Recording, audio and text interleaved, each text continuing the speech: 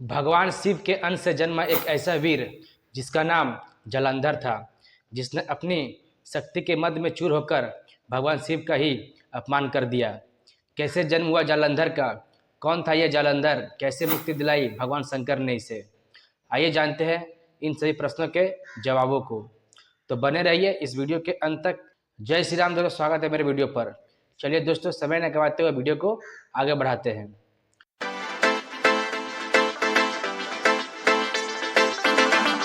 श्रीमद् देवी भागवत पुराण में वर्णन जालंधर महादेव का ही अंश था, लेकिन उसे यह बात पता नहीं था।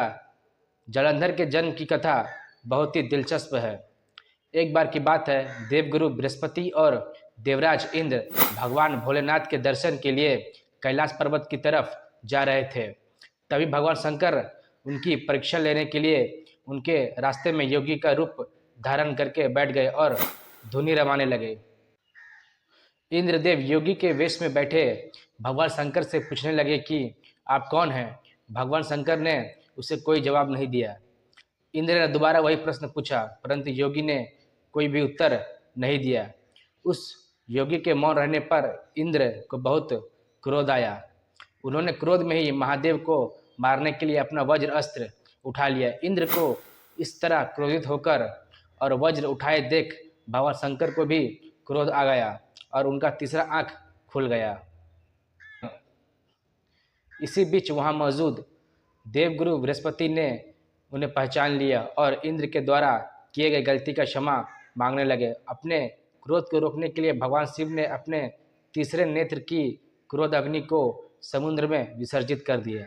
समुद्र में गिरी उस क्रोध अग्नि ने एक बालक का रूप में प्रकट हो गए, परंतु क्रोध की अग्नि से पैदा हुए उस बालक के रोने की ध्वनि से पूरा ब्रह्मांड गूंज उठा। ऐसा प्रतीत हुआ मानो पूरा संसार ही बहरा हो गया हो। उस बालक के इस तरह रोने से सभी देवता घबरा गए। सभी देवगण उसी क्षण एकत्रित होकर ब्रह्मा जी के पास गए। तब ब्रह्मा जी सबके साथ उस रोती ध्वनि को सुनते हुए बालक के करीब पहुँचे। समुद्र में पड़े उस बालक ने ब्रह्मा जी को पहचान लिया और सिर झुकाकर प्रणाम किया। प्रसन्न होकर ब्रह्मा जी ने बालक को गोद में उठा लिया और स्नेह करना चाहा। तभी उस बालक ने ब्रह्मा जी की गर्दन को ही पकड़ लिया, वो भी इतने जोर से कि ब्रह्मा जी के आंसू ही निकलने लगे। किसी तरह ब्रह्मा जी ने जब अपनी गर्दन को उस बालक के हाथों से छुड़ाया तो उन्होंने उस बालक का नाम जालंधर रख दिया। उन्होंने समुद्र देव को वो बालक सौंप दिया, जिसके पश्चात समुद्र ने उस बालक का लालन पोषण किया। बड़े होने पर काल नेमी नामक असुर की पुत्री वृंदा से जालंधर का विवाह हुआ। जालंधर बहुत ही ताकतवर दैत्य था। कहते हैं कि यमराज भी उससे डरते थे। दिन पर दिन उसका अत्याचार बढ़ने लगा। उसने देवताओं के साथ साथ अपने गुरु शुक्राचार्य तक का भी निरादर कर दिया तथा इंद्र को युद्ध में पराजित कर तीनों लोकों का स्वामी बन गया। उसके अत्याचारों से मुक्ति दिलाने के लिए महर्षि नारद भगवान शिव के पास पहुँचे। तब भगवान शंकर ने जालंधर को समझाने का प्रयत्न किया, लेकिन उसने भगवान शंकर का ही उपहास उड़ा दिया। भागवत पुराण की कथा के अनुसार जालंधर माता लक्ष्मी को भी किसी तरह विष्णु से पाना चाहता था, इसलिए उसने बैकुंठ पर आक्रमण कर दिया। तब देवी लक्ष्मी ने जालंधर से कहा कि हम दोनों ही जल से उत्पन्न हुए हैं, इसलिए हम दोनों में भाई बहन का संबंध है। देवी लक्ष्मी की बातों से जालंधर प्रभावित हुआ और लक्ष्मी को बहन मानकर वैकुंठ से चला गया।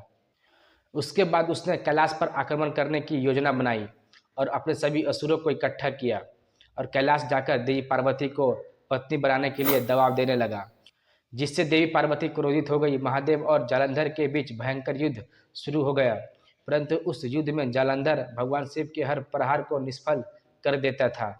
असल में जालंधर की अपार शक्ति का कारण थी उसकी पत्नी वृंदा। वृंदा के पतिव्रत धर्म के कारण सभी देवी देवता मिलकर भी जालंधर को पराजित नहीं कर पा रहे थे।